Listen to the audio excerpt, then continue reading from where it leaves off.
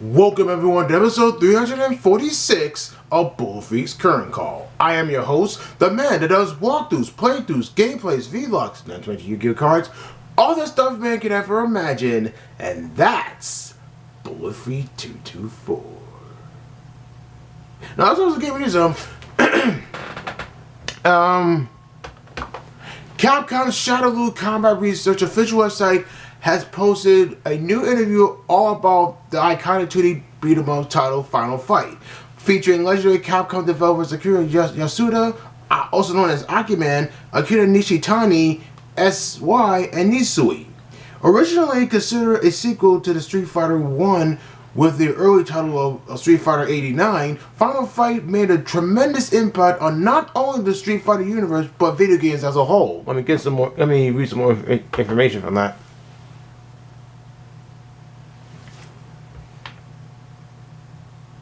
Capcom's new details the history of the development of the original Final Fight, but along with the inspirations behind the storyline and characters. Read the full interview at Capcom's Shadowloo CRI here, and below enjoy some nostalgic Final Fight artwork and early development images.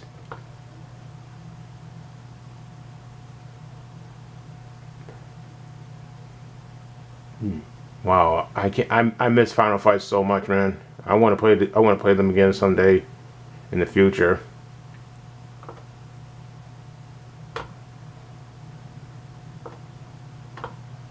Okay, growing up in the 80s as an arcade, oh wait, that's the TGF Webmaster's comment. I forgot about that. Anyways, stay tuned on FightSearch.com for more fighting game history and content in 2019. And YouTuber Mac McMuscles has a new video out, covers out the entire Street Fighter, the movie, the game, from how the live action movie itself came to be the most infamous bad gameplay and copy paste digitized graphics of the game. This video is packed with newly revealed fun facts and fighting game history. The 23-minute What Happened episode uncovers the history behind the game's developer, Incredible Technologies, the team that made Time Killers and Bloodstorm. Let me get some more information from that.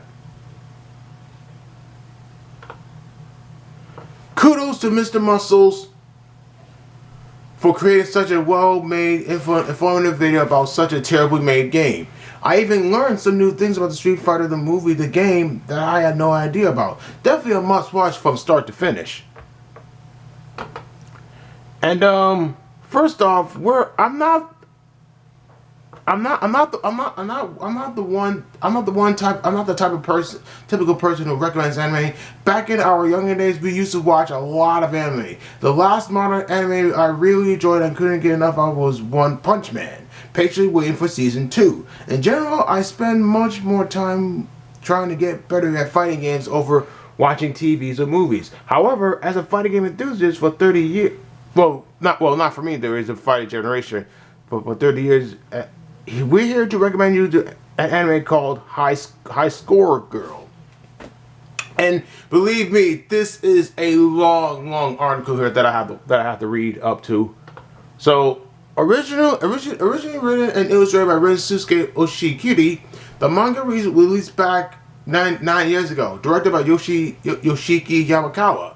The anime was greenlit in December 2013 and first aired last year from July 13th to September 2018. High School Girl follows a grader, Haruo Yaguchi. A boy is known for slacking off in school and athletics, but when it comes to video games, fighting games in particular, Haruo's true passion and persona comes alive. To quote a line of show, Haru spends his time at arcades during the drags of everyday life. And I know that a lot of us of longtime fighting game players can immediately relate. And Haru is not the only character in the show who's a regular in the local arcade scene. High School Girl takes us back to the year 1991. For any old school gamer, this show a true nostalgia trip back to simpler times. times when we should remember and deeply appreciate. In many ways, High School Girl is a love letter for those of us who grew up playing games in late 80s and early 90s arcades. For to me, I was born in 1989, so I should have no problems playing them back in the day arcades. The show wasted no time highlighting some very real arcade video game problems. Back in the day, here's a few you might remember. Hold on. Which gameplays can you afford to buy? I can't wait. I can't wait for this and that game to be released. Will I even get enough time to play all of these games while balancing school, work, and relationships? I need to level up my skills so the next time I meet that player at that arcade, I'll have my faded revenge. yeah, that will be the day. Anyways, High School Girl immediately draws you into its accurate depictions of classic arcade game, video games, home consoles, and their epic release dates and Japanese culture. Along with all the 90s nostalgia and authenticity, High Score Girl has rich moments of comedy which shines through clearly in characters' expressions and enthusiasm or lack thereof heard in their voices. To quote Haro in one of my favorite scenes, "No, I really don't want to play Ghosts and Goblins because quarters last much longer in Final Fight. This kid speaks the truth." What else? All the characters in the anime are impressively made entirely of 3D models, but still manage to show convincing expression and substance animation-wise. High Score Girl is not groundbreaking or particularly flashy, which the video games themselves and gameplay actually take a precedence a lot of the time. However, there are some brilliant moments of character animation such as Haru walking like Cody or Guy from Final Fight. I was guilty of periodically doing this walk between 1989 to 1990. Camera angles during many scenes do a fantastic job capturing that arcade feel. In nearly every scene where the characters are hanging out inside of the arcade, your eyes tend to wander over characters' shoulders to check out what games are being played on the screens in the background. The gameplay on all the screens is crisp, looks to be running at a perfect 60 frames per second, and character commentary during full screen segments is entertainingly and witty. In fact, one of my favorite aspects of High Score Girl is the many moments of gameplay in full screen mode. Every episode of Season 1 is chock full of full screen goodness that brings you right into the game and the kiddos are playing in the moment.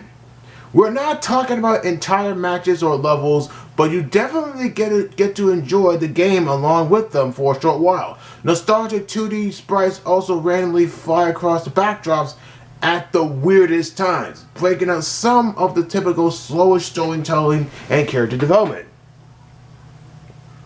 And this is a very long article here. So anyways, before watching the anime, I knew a little about High Score Girl and its direct homages to Street Fighter 2. Specifically, what I wasn't expecting was how many other great homages there are, including a more than healthy dose of my all-time favorite 2D beat-em-up title, Final Fight. There are plenty of other fighting games referenced to, including Darkstalkers, Samurai Showdown, Mortal Kombat, and plenty of non-fighting game arcade classics. The show doesn't take long to venture inside the player's mindset during a Street Fighter 2 match, setting specific strategies such as turtling and throw janks. Those of us who play fighting games competitively can immediately relate to some of the mind game moments that take place during an intense match with another human. And for those of us who remember actually playing games in arcades, the show comically brings up an awkward yet perhaps memorable real-life public situations when playing at an arcade. Yeah, and yeah, God just got buddy. If you're a God man, you especially love this show. And when it's not basically being binge-worthy of nostalgia trip, High School Girl is something of a romantic comedy. The snarky and sometimes rude Haru Yaguchi doesn't seem to seem at all interested in girls, an excusable flaw for a sixth grader until he gets bodied by Miss Ono in Street Fighter 2. Haru clearly takes his fighting game skills seriously, so seeing his bruised ego pushed to its limits after his noses, along with his cockiness after winning, is comedy gold. Haru eventually comes around and songs late, but I guess I won't spoil the love story part for you hopeless romantics. Oh yeah. Back to the games. There are many great references to small details of games and specific characters, and I won't spoil all of them, but those who haven't seen it. Along with the mention of the iconic release dates for life-changing consoles at the time, including a few home consoles which were much more popular in Japan, the show provides us overseas fans with a historical walkthrough of Japanese culture in the 90s as a kid, and its lucrative arcade scene. From the little mom-and-pop shop arcades with just a few sit-down cabinets to the local hotspot where all the hard game fighting game players hang out, to the overdone and usually disappointing theme park arcade, is all very relatable of what made you experience overseas with the rise of fighting games in the 90s. Along with the show's random fighting game, one of the things is loud fun for the fighter. Anyways, time passes fairly in the show, with characters aging with new games being released, even highlighting three fighters such as Virtua Fighter 1 and 2, and my personal favorite, Tekken. What the show gets very, very right is the main character puts in on the new games and systems coming in the near future. This struck a chord with me as I could immediately relate to Haru's excitement when talking to his friends about fighting games, especially when those appear to be much less informed. Going over of each other's houses to play on consoles and experiencing games for the first time with friends, because nobody can really afford to have all the systems by themselves. Those are the days. Most kids in this new gaming generation will never know the struggle. The anime scene soundtrack is composed by the legendary Yoko Shimomura, known for her work and iconic and timeless soundtracks such as Final Fight, Street Fighter 2, The World Warrior, and Kingdom Hearts. Besides the original songs heard in the intro and outro, which was especially catchy, most of the score and sound effects is designed to resemble music specifically from games like Street Fighter and Final Fight. Needless to say, the audio design of High Score Girl is pretty fantastic all around. And what else? There are even some clever cameos by actual fighting game and non-fighting game characters in High Score Girl. Many of the cameos in fighting game characters speak directly to Haru in his head. Again, I won't spoil this comedy gold. For any kind of video game of any age, High Score Girl is a much watch for historical value alone.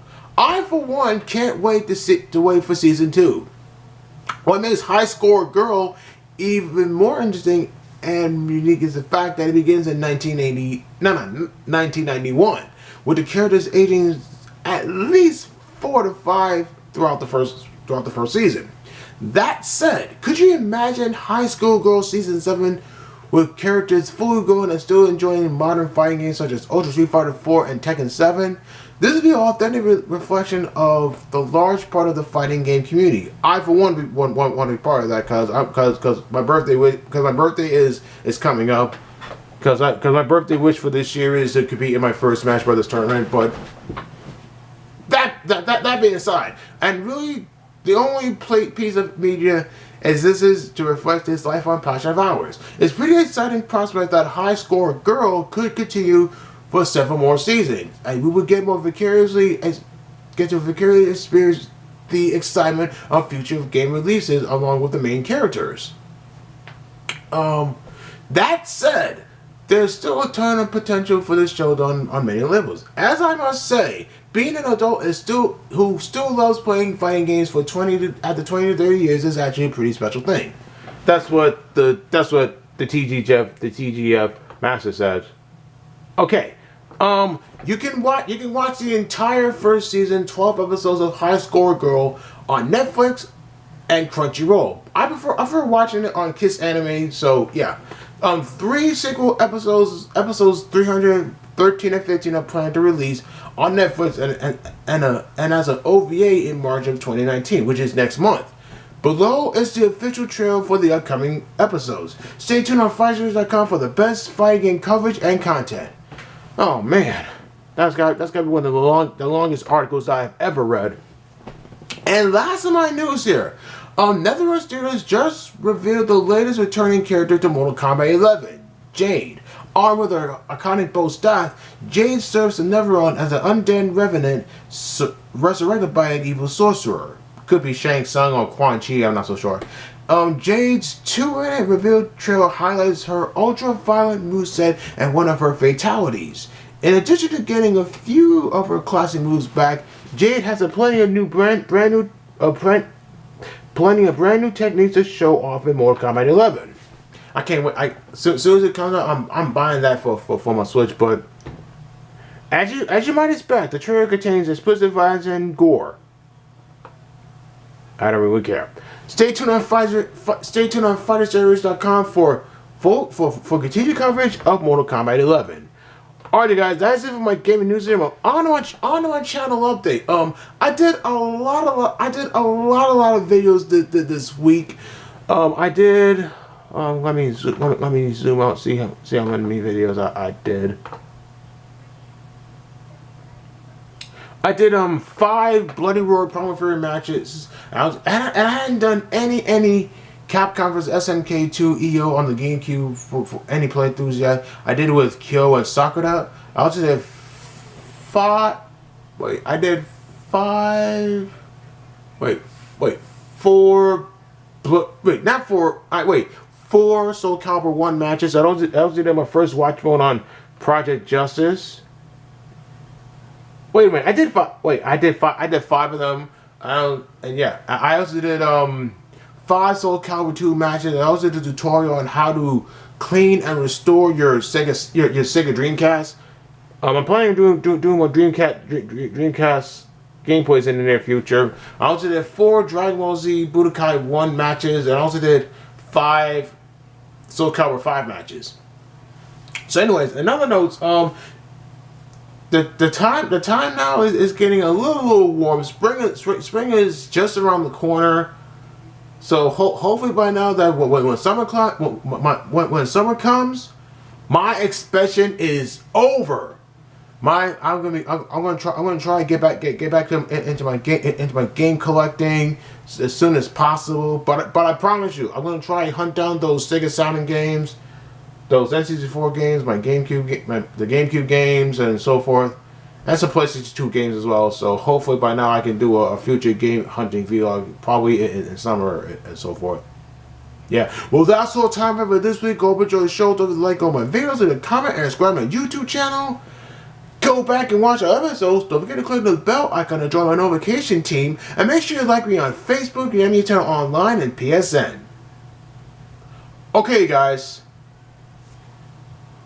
Talk to you guys next time. Peace!